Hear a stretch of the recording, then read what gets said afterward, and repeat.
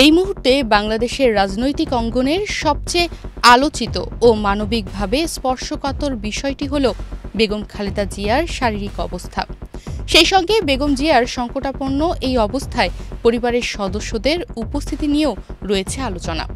দেশের প্রথম নারী প্রধানমন্ত্রী, 3 বারের নির্বাচিত প্রধানমন্ত্রী এবং বিএনপির শীর্ষ নেত্রী এখন জীবন মৃত্যুর সন্ধিক্ষণে লড়ছেন। পদ্মা সেতু, মেট্রো রেল এবং এলিভেটেড এক্সপ্রেসওয়ে নির্মাণের গর্বিত অংশীদার বসুন্ধরা সিমেন্ট। রাজধানীর বসুন্ধরার এভারকেয়ার হাসপাতালে ভেন্টিলেশনে থাকা এই নেত্রীর অবস্থা গত 1 সপ্তাহ ধরে স্থিতিশীল নয়, বরং ক্রমেই জটিল হচ্ছে তার শ্বাস প্রশ্বাস, কিডনি ও লিভারের সমস্যা।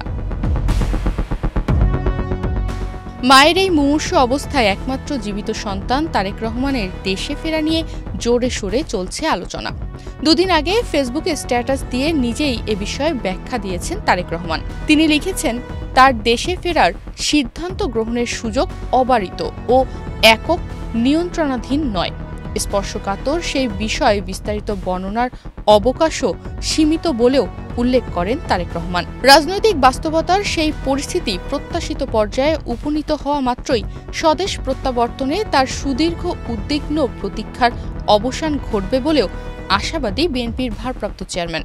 যদিও সেই পরিস্থিতি কবে নাগাদ প্রত্যাশিত পর্যায়ে উপনীত হবে এই মুহূর্তে এমন প্রশ্নের উত্তর দিতে পারছেন না কেউ।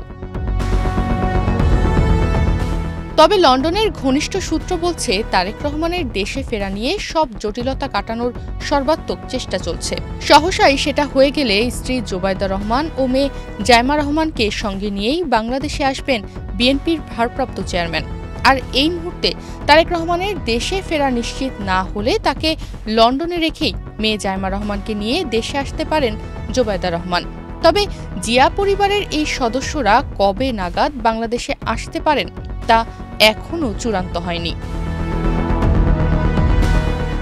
একদিকে তারেক রহমান ও তার পরিবারের সদস্যদের দেশে ফেরার অপেক্ষা, অন্যদিকে খালেদা জিয়ার অবস্থা নিয়ে হাসপাতালের করিডোরে চলছে চরম উৎকণ্ঠা।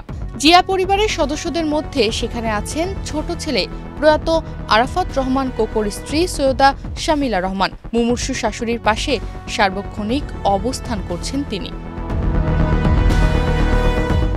প্রিয় নেত্রীর সর্বশেষ অবস্থার খোঁজ নিতে দলের সিনিয়র নেতারা প্রতিনিয়ত হাসপাতালে আসছেন। চিকিৎসকরা বলছেন, পরিস্থিতি জটিল এবং ঝুঁকিপূর্ণ।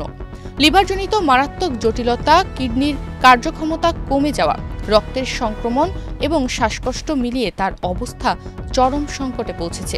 এই অবস্থায় পরিবারের সদস্যদের কাছাকাছি থাকা সবসময়ই জরুরি, মানবিক দৃষ্টিকোণ থেকে, চিকিৎসাগত দিক থেকেও। এই মুহূর্তে রাজনৈতিক হিসাব নয়, মানবিক প্রার্থনাই বড় কথা। 2007 সালে তত্ত্বাবধায়ক সরকারের আমলে খালেদা জিয়া, তারেক রহমান ও আরাফাত রহমান গ্রেফতার হন। 2008 সালের 3 সেপ্টেম্বর তারেক রহমান জামিনে মুক্তি পেয়ে চিকিৎসার জন্য 11 সেপ্টেম্বর লন্ডনে পাড়ি জমান। সেই থেকে তিনি পরিবার নিয়ে লন্ডনে অবস্থান করছেন। 2018 সালের ফেব্রুয়ারিতে খালেদা জিয়া কারান্তরীণ হওয়ার পর থেকে ভারপ্রাপ্ত চেয়ারম্যান হিসেবে লন্ডনে থেকেই বিএনপির নেতৃত্ব দিচ্ছেন তারেক রহমান। ছাত্র জনতার অভ্যুত্থানে 2024 সালের 5 আগস্ট শেখ হাসিনা সরকারের পতনের পর বেগম খালেদা জিয়া কারামুক্ত হন। তবে দীর্ঘ নির্যাতন ও উন্নত চিকিৎসার জন্য বিদেশে যেতে না দেওয়ায় তার শরীরে বিভিন্ন রোগ মারাত্মক আকার ধারণ করে।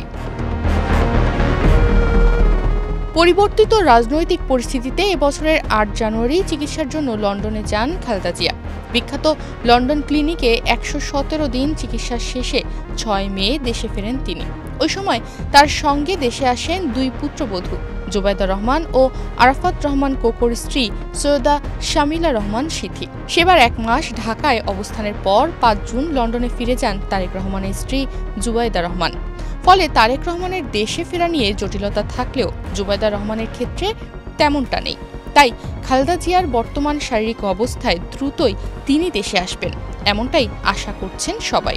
সেক্ষেত্রে খালেদা জিয়ার বড় নাতনি জাইমা রহমান মায়ের সঙ্গী হবেন নাকি বাবার জন্য অপেক্ষা করবেন, তার জবাব মিলবে কয়েকদিনের মধ্যেই। তনিমা রহমান, বাংলাদেশ প্রতিদিন।